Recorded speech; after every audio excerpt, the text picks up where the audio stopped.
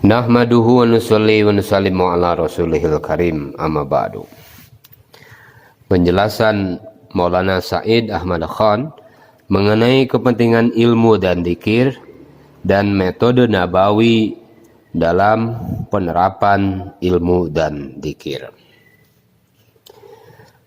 Dalam usaha ini, ilmu diletakkan dalam kepentingan yang besar juga. Kalaulah umat memahami cara belajar tertib nabawi, maka agama 100% hidup dalam kehidupan umat. Melalui dakwah akan menghidupkan cara tersebut.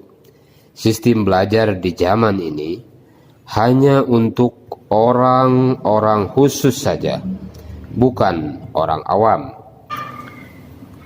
Oleh karena itu hasilnya hanya dimiliki oleh satu golongan.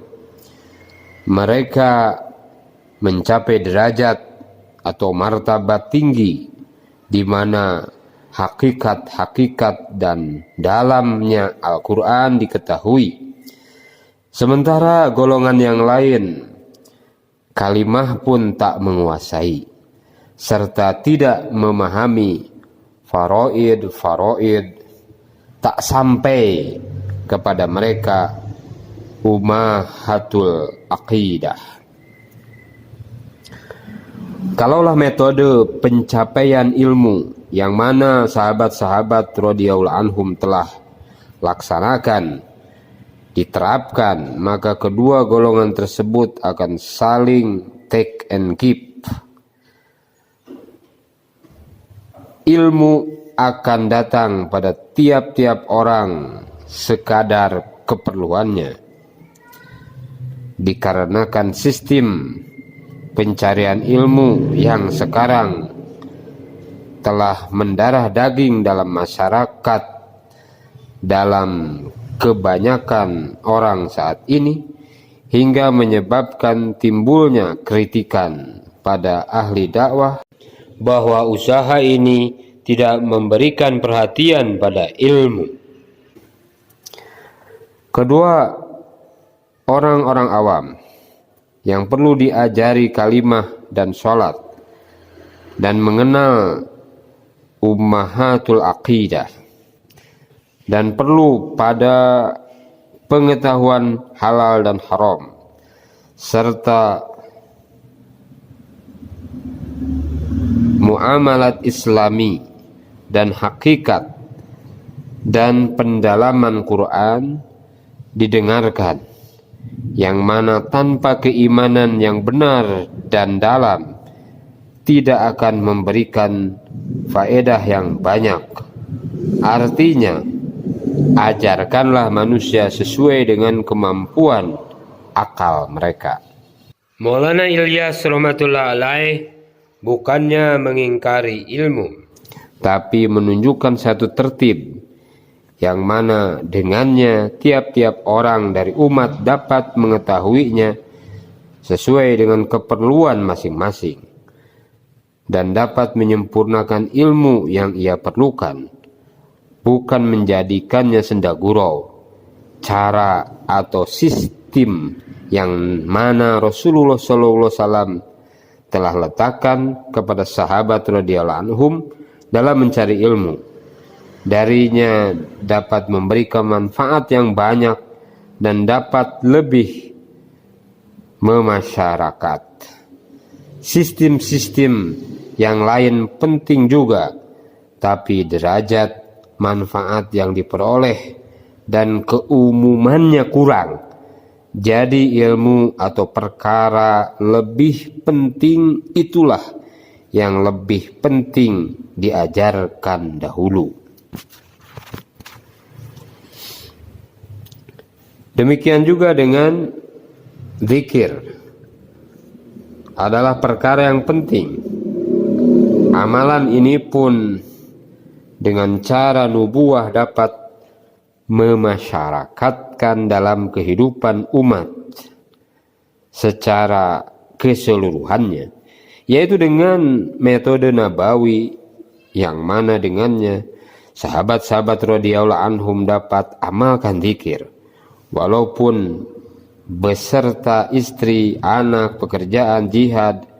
Adapun bentuk zikir yang mereka lakukan adalah dalam semua kesibukan mereka. Di zaman ini bentuk seperti itu hampir-hampir tidak tersisa lagi.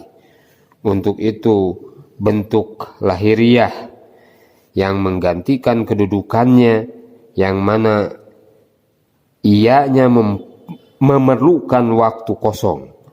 Cara yang seperti itu pun banyak manfaatnya, tapi tidak dapat dinikmati oleh semua orang.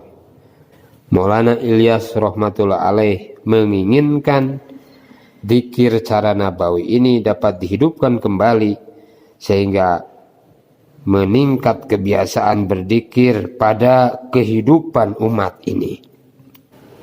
Mengerjakan zikir bersamaan dengan ilmu-ilmu agama atau ilmu dunia, dan beserta dengan kesemua kesibukan-kesibukan kita.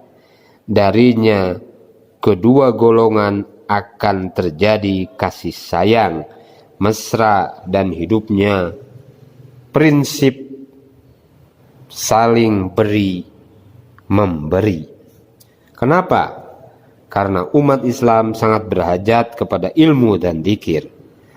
Tapi penekanannya yang asal adalah dimulai dari dua perkara. Yang pertama yaitu kalimat syahadat dan sholat. Yang lainnya hanyalah dalam rangka membenarkan dan membentuk hakikat keduanya. Adapun kerja dakwah adalah untuk penyebarannya. Mereka yang usaha dakwah dengan memperhatikan kesemua perkara di atas adalah yang buat usaha dengan benar, bersatu dengan umat, dan berjalan sambil menyatukan umat. Tidak bercampur dengan keduniaan kita, tidak juga mencari kemasyhuran kita dan kemuliaan, tapi semata-mata untuk meninggikan kalamullah dan merendahkan kalimat al-kuffar. Korbankan semua kemampuan kita untuk usaha ini, tapi ingat di dalamnya setelah pengorbanan ada bahaya yang besar.